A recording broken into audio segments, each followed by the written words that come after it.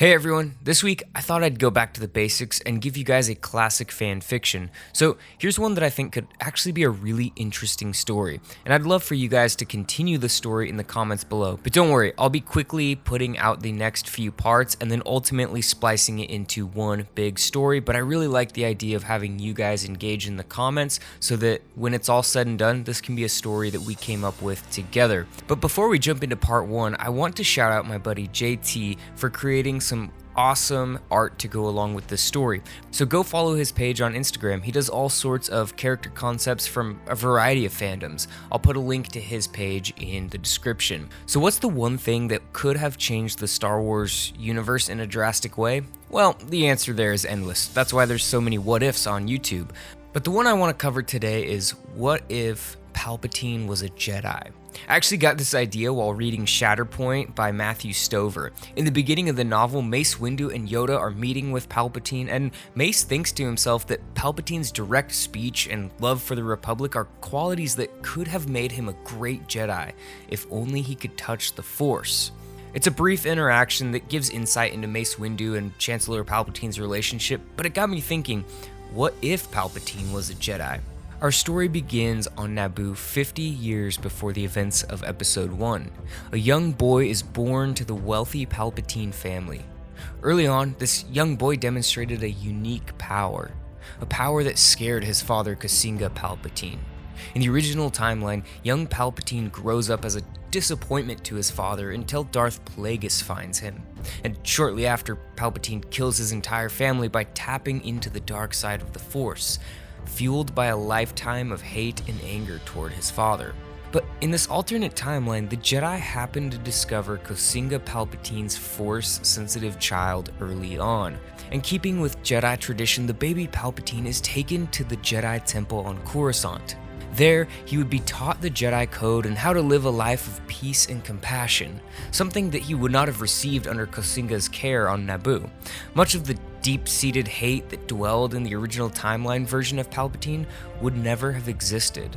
And as a youngling, Palpatine would even travel to Ilum and create his own Jedi lightsaber. Check out this concept that my buddy made. Now, for our story, I've got Palpatine with a green lightsaber to signify his strong connection to the Force. But let me know in the comments below, what color lightsaber do you think Palpatine would have if he was a Jedi? Palpatine's natural abilities and connection to the Force would make him a standout initiate, catching the eye of Jedi Master Dooku.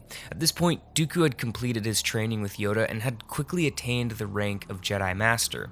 Dooku is 20 years older than Palpatine, so by the time Palpatine was ready to become a Padawan, Dooku would be in his mid-30s. Dooku would notice Palpatine's strong connection to the Force, but would also be intrigued by his charismatic personality. Much like Dooku, Palpatine had come from wealth and power. Had Dooku stayed on his homeworld of Sereno, he would have been a count.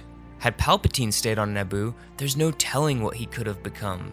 Dooku and Palpatine's relationship as master and apprentice would be strong, almost as if it was meant to be. Dooku's strength in the Force and lightsaber skills motivated the ambitious Padawan Palpatine to rise to his master's level. The two would be favored for diplomatic missions because of Palpatine's charisma and Dooku's shrewdness. They complemented each other perfectly. They could also more than handle themselves in a fight. And over the years, Palpatine would grow to become one of the best the Jedi Order had ever seen. His wisdom, skill, and drive to be the best he could made him an example for other Padawans and even some Jedi Knights. But while Palpatine's future was looking bright, his master Dooku was secretly growing envious of his student while also becoming frustrated with the Jedi Council. Dooku was quickly becoming the perfect candidate for Darth Plagueis. Having killed his master Darth Tenebris years ago, Plagueis had been on the hunt for a perfect apprentice. In the original timeline, he found Palpatine on Naboo, but this time he had been forced to wait, giving him time to sink into his own dark side training and experimentation. Plagueis had been working in the shadows to prepare the execution of the Sith's grand plan of revenge against the Jedi, but it was now time for an apprentice. Having interacted with the Jedi as Higo Damask, leader of Damask Holdings and prominent political figure, Plagueis would have been aware of Jedi Master Dooku and would have perhaps sensed his growing frustrations with the Jedi Order. Darth Plagueis would look at Dooku, believing he could be a powerful ally in his plans to come. Alright everyone, so that's it for part 1. What I want you to do is let me know what you think should happen in part 2. While I've got most of it written out, I would like to see some of your ideas so that maybe we can tweak it and it can be a group effort here, and then I will release part 2 here in the next couple of days. If you haven't already though, go ahead and leave a like for this video, and I'll catch you in the next part of What If Palpatine Was a Jedi. May the Force be with you.